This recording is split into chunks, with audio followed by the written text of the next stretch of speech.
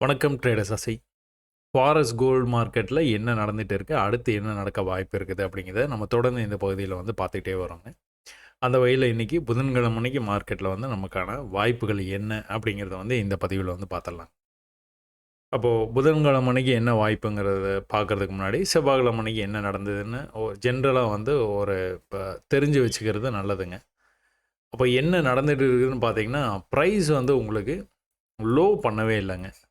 இந்த ட்ரெண்டை ஃபாலோ பண்ணி அப்படியே ப்ரைஸ் மேலே போயிட்டே இருக்குது. இது எப்போத்துலேருந்து இந்த மாதிரி நடக்குது அப்படிங்கிறது பார்த்தீங்கன்னா, ப்ரேயராக என்ன நடந்துருக்குது, ஒரு பெரிய ஃபால் ஆகிருக்குது ப்ரைஸு. அந்த ஃபாலில் இருந்து ஃபஸ்ட் டைம் ரெக்கவர் ஆக ட்ரை பண்ணியிருக்கு, முடியாமல் மறுபடியும் செல்லர்ஸ் கண்ட்ரோல் எடுத்து மார்க்கெட்டை கீழே கொண்டுட்டு வந்திருக்காங்க. செகண்ட் டைம் ரெக்கவர் ஆக ட்ரை பண்ணிக்கிட்டே இருக்குது. செவ்வாய்க்கிழமை அன்னைக்கு ஓரளவுக்கு மேலே வந்திருக்குது. அப்போது செவ்வாய்க்கிழமை கடைசியாக நம்ம பார்த்த பேட்டர்ன் பார்த்துக்கிட்டிங்கன்னா, இந்த பேட்டர்ன் தான் நம்ம லாஸ்ட்டாக பார்த்தோம். ட்வீட் கூட இதுதான் லாஸ்ட்டாக ட்வீட் பண்ணியிருந்தோம். இந்த இடத்துல பை ட்ரேடு எடுத்துருக்கலாம் அப்படிங்கிறத நம்ம மென்ஷன் பண்ணி அந்த ட்வீட் போட்டிருந்தோங்க. ஸோ அதுக்கப்புறமா மார்க்கெட் என்ன ஆச்சு, என்ன நம்ம எதிர்பார்ப்போம் அப்படின்னு பார்த்துக்கிட்டிங்கன்னா, இந்த சோர்ஸை போய் கட் பண்ணணும் ப்ரைஸ். ஸோ அந்த சோர்ஸுக்கு வந்துருச்சு, அதை தாண்டி போயிடுச்சுன்னா இன்னும் மேலே போகிறதுக்கான வாய்ப்பு இருக்குது அப்படின்னு நம்ம புரிஞ்சுக்கலாம். ஸோ ப்ரீவியஸாகவும் மார்க்கெட் உங்களுக்கு ட்ரெண்ட் ஆகி வந்துக்கிட்டே இருக்குது. ஸோ இன்றைக்கி புதன்கிழமை அன்னைக்கு மார்க்கெட் ஆரம்பிச்சதுங்க.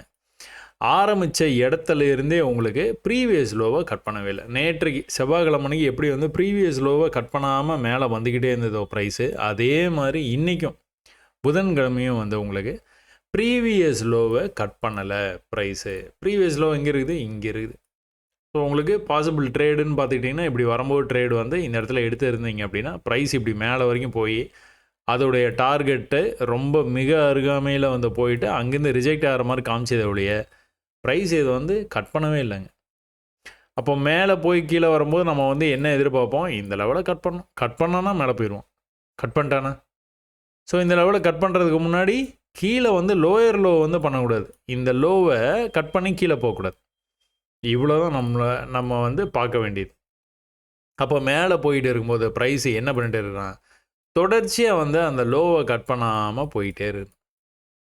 நம்ம எதுவுமே பண்ண தேவையில்லை. நேற்றுக்கே நீங்கள் இந்த பையை பண்ணியிருந்தீங்க அப்படின்னா, இந்த பை பண்ணி வச்சுருக்கிறீங்க அப்படின்னா, இது தொடர்ச்சியாக இந்த மாதிரி போய்கிட்டே தாங்க இருக்குது. அதாவது முந்தா நேற்று செவ்வாய்க்கிழமையே ரொம்ப பாட்டமில் இருந்தே பையான மார்க்கெட்டு தொடர்ச்சியாக நேற்றுக்கும் இதே மாதிரி மேலே போயிட்டே இருந்ததுங்க.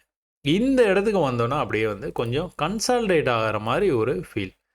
என்னன்னு பார்த்துக்கிட்டிங்கன்னா, இந்த மாதிரி தொடர்ந்து மார்க்கெட் லோவை கட் பண்ணாமல் எப்படி மேலே வந்துக்கிட்டே இருந்ததோ, இந்த இடத்துக்கு வந்தோன்னே மேலெலாம் போகுது, ஆனால் கீழே அதே லோவுக்கு வந்துடுது. இந்த மாதிரி வரக்கூடாது. இந்த மாதிரி வந்தது அப்படின்னாலே செல்லர்ஸ் கொஞ்சம் கொஞ்சமாக டாமினேட் பண்ணுறாங்க அப்படிங்கிறத நீங்கள் புரிஞ்சுக்கலாம். திரும்பவும் கூட மேலே அதே லெவல், ஆல்மோஸ்ட் அதே லெவல் லைன் போட்டு பார்த்துருவோமா.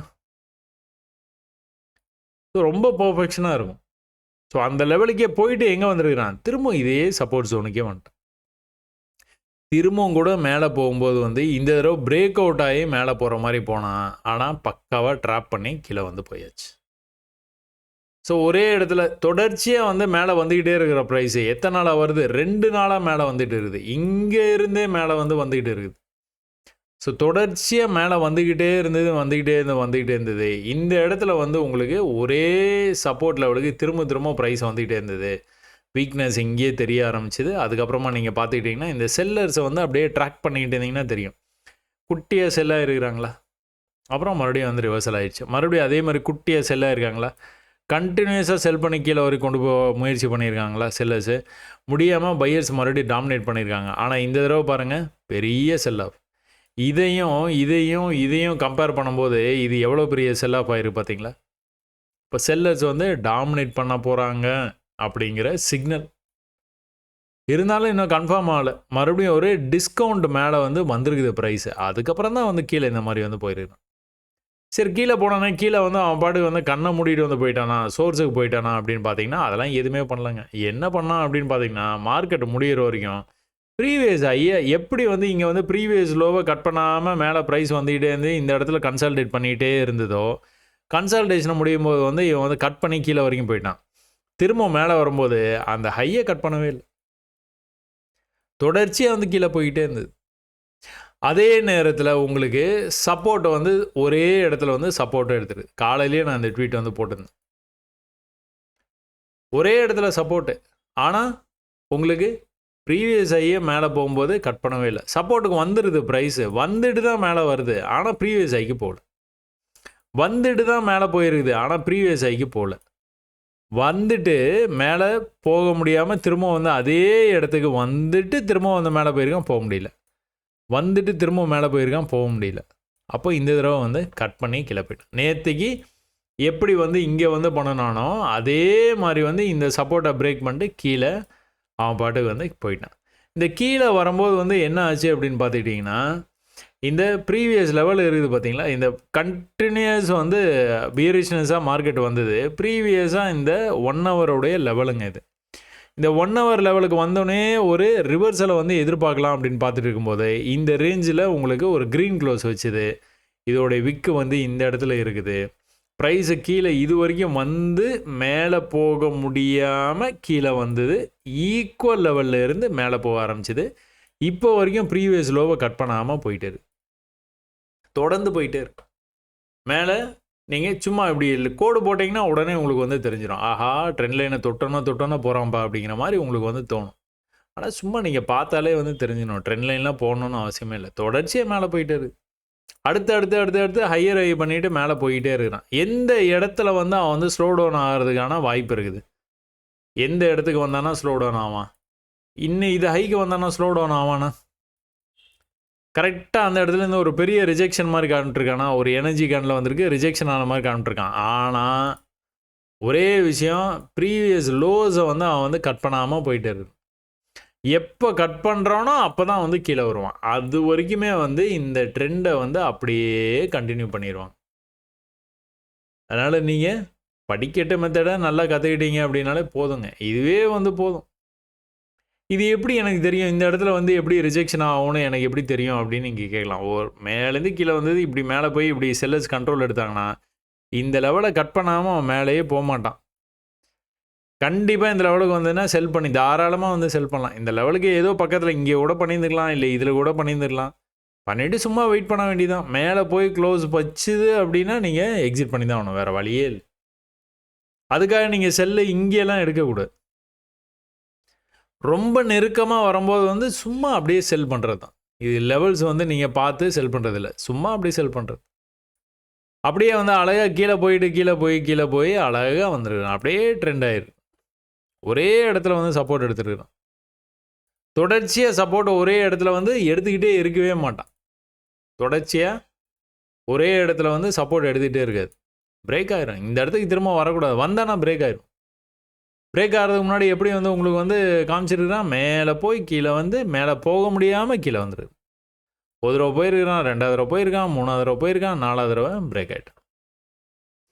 அப்போது ரொம்பவே வந்து எளிமையாக இருந்தது மார்க்கெட். நேற்றுக்கு ஒன்றுமே பண்ணியிருக்க தேவையில்லை, சும்மா இங்கே வந்து பை பண்ணி வச்சுருந்தீங்க அப்படின்னா கடைசி இடத்துல நீங்கள் பை பண்ணி வச்சுருந்தீங்கன்னா கூட தொடர்ச்சியாக வந்து மேலே வந்தது. ஒருவேளை இல்லை அப்படின்னா ப்ரீவியஸாகவே நீங்கள் செவ்வாய்க்கிழமை அன்னைக்கு வந்து முதல்லையே வந்து பை பண்ணி வச்சுருந்தீங்க இந்த என்ட்ரி ரேட் எக்ஸிட்லேயே அப்படின்னா அவன் தொடர்ச்சியாக வந்து மேலே எங்கேயோ கொண்டு போயிட்டான் மார்க்கெட். இன்னும் கூட அந்த லெவல்லையே தான் நின்றுட்டு இருக்கிறான். இப்போதைக்கு லோயர் லோ பண்ணுச்சு மார்க்கெட் அப்படின்னா கொஞ்சம் வந்து கீழே வர்றதுக்கான வாய்ப்பு இருக்குது. இல்லை அப்படின்னா இது தொடர்ந்து வந்து அப்படியே பொறுமையாக வந்து மேலே கொண்டு போய்கிட்டே இருப்பாங்க, கண்ணுக்கே தெரியாமல் மேலே போய்கிட்டே இருக்கும். அப்போ எதை கட் பண்ணணும்? இவன் இந்த மாதிரி வந்து மேலே வந்துட்டு இருக்கும்போது எதை கட் பண்ணால் மேலே போயிடுவான்? இதில் வந்து 1 ஹவரில் பார்த்தா உங்களுக்கு வந்து ஓரளவுக்கு உங்களுக்கு ஐடியா கிடைக்கும் பாரு. ஸோ மேலே வந்து ப்ரைஸ் இந்த இடத்துலேருந்து மேலே இவ்வளோ தூரம் வந்தது, கீழே ட்ராப் ஆகும்போது வந்து எப்படி வேணாலும் அவன் பாட்டுக்கு வந்துகிட்டே இருக்கலாம். எந்த இடம்? இந்த இடம் வரைக்குமே பை தானா? அந்த இடம் வர்ற வரைக்குமே உங்களுக்கு கட்டாயமாக பை தான். ஏன்? ப்ரீவியஸ் லோ இங்கே தான் இருக்குது, அந்த ஹையோடைய லோ இங்கே இருக்குது. இப்போ உங்களுக்கு 1 ஹவர் பார்த்தோன்னா கிளியராக ஒரு விஷயம் வந்து தெரியும், இந்த லெவலை கட் பண்ணிட்டானா மேலே போயிடுவான். இந்த இடம் ரொம்ப முக்கியமான இடம். கட் பண்ணிட்டானா மேலே போகிறதுக்கான வாய்ப்பு நிறைய இருக்குது. எது வரைக்கும் போவான்? இது வரைக்குமே போகிறதுக்கான வாய்ப்பு இருக்குது. ஆனால் கட் பண்ணணும். முக்கியமான லெவல். ஏன் அப்படி சொல்கிறோம்? மேலேருந்து விழும்போது ரிவர்சல் இங்கே தான் ஆயிருக்குது ஃபஸ்ட்டு. அதுக்கப்புறம் வந்து செல்லர்ஸ் கண்ட்ரோல் எடுத்து கீழே கொண்டு போயிருக்காங்க. அப்போ மேலே வரும்போது இந்த லெவல்ஸை வந்து கட் பண்ணணும். கட் பண்ணான்னா தான் போவோம். இல்லைன்னா மேலே போகிறது கொஞ்சம் கஷ்டம். நல்லா வந்து விழுந்தது மார்க்கெட்டு. நல்லா விழுந்து ஒரு ரைஸ் ஆகிட்டு இருக்கிறான். இந்த ரைஸ்லேருந்து வந்து ஒருவேளை மேலே தொடர்ச்சியாக வந்து போச்சுன்னா எங்கே வரைக்கும் போக வாய்ப்பு இருக்குது? இங்கே வரைக்கும். இந்த லெவலு அடுத்து வந்து ஹை பண்ணிகிட்டே போயிட்டே இருந்ததுன்னா இந்த லோவை பிரேக் பண்ணாமல் இந்த செயினை மட்டும் அவன் வந்து பிரேக் பண்ணவே கூடாது. இப்போ பிரேக் பண்ணுற மாதிரி இவ்வளோ தூரம் கீழே வந்தான், ஆனால் பிரேக் பண்ணல. இங்கே இருக்க லோ, அடுத்த லோ இங்கே இருக்குது, அடுத்த லோ இங்கே இருக்குது, அடுத்த லோ இங்கே இருக்குது. இன்ஃபேக்ட் இது லோன்னு சொல்லவே கூடாது, ஏன்னா இந்த ஹையை பண்ணவே இல்லை. இந்த லோ வந்து சும்மா இதுதான் லோ. இந்த லோவுக்கு இதுதான் ஹை. புரியுதுங்களா? இந்த ஹையோடைய லோ எதுன்னு கேட்டால் இதுதான். ஏன் அப்படின்னா ப்ரீவியஸ் ஹையை கட் பண்ணல. இந்த இடத்துல கட் பண்ணால் தானே அது வந்து புது லோ புது ஹையை வந்து நம்ம கன்சிடர் பண்ண முடியும். சரிங்களா? ஆனால் இன்டர்மீடியட் லெவல் முக்கியமான லெவல் தான். ஆனால் இதை கட் பண்ணனா அப்படின்னா இன்னும் கூட கொஞ்சம் கீழே போக வாய்ப்பு இருக்குது. அதனால தான் ப்ரைஸ் வந்து இன்றைக்கி இவ்வளோ தூரம் வந்து வந்துருக்குது. ஸோ இதுக்கப்புறமா வந்து அவன் அந்த ஜோனை கட் பண்ணி வந்து மேலே போகணும். அப்படி கட் பண்ணி மேலே போகலன்னா என்ன நடக்கும்? இப்படி போயிட்டு இப்படி போய் இப்படி தொடர்ச்சியாக வந்து அப்படியே கீழே கொண்டு போகிறதுக்கான வாய்ப்பு இருக்குது. லோ பண்ணுனான்னா நல்லா வந்து கீழே போயிடுவான். இன்றைக்கி வியாழன் வெள்ளி கோல்டு ஏதோ ஒரு சைடு வந்து பிடிச்சான் அப்படின்னா அவன் பாட்டுக்கு வந்து போய்கிட்டே இருப்பான். அந்த வால்யூம் ஜென்ரேட் ஆச்சுன்னா போதும், அவன் பாட்டுக்கு தொடர்ந்து வந்து போய்கிட்டே இருப்பான்.